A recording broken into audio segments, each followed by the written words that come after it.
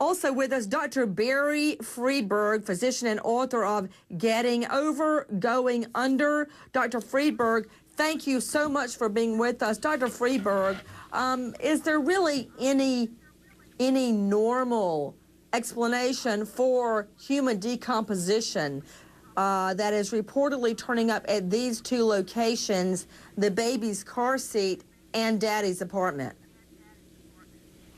Is there a normal explanation? No, I don't think there's a normal explanation except the very high probability of a dead baby.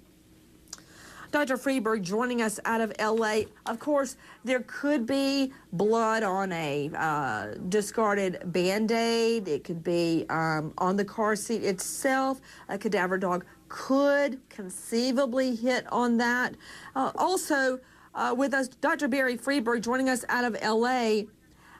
Another question I have is the child. Daddy says the child is sick that morning, so cops need to know that. Driving a child around in a car seat in the back of the car while you're going to check on your financial aid, it's cold there in Michigan at this time of year, that doesn't help anything. What parent in their right mind would do that? Excellent question. Not a parent who's genuinely concerned. In fact, there's not much about his story that hangs together. You know, doctor, you have seen so many child patients. When you have seen children covered in bruises, do parents normally volunteer that they beat the child, or do they typically come up with stories to explain the bruises away?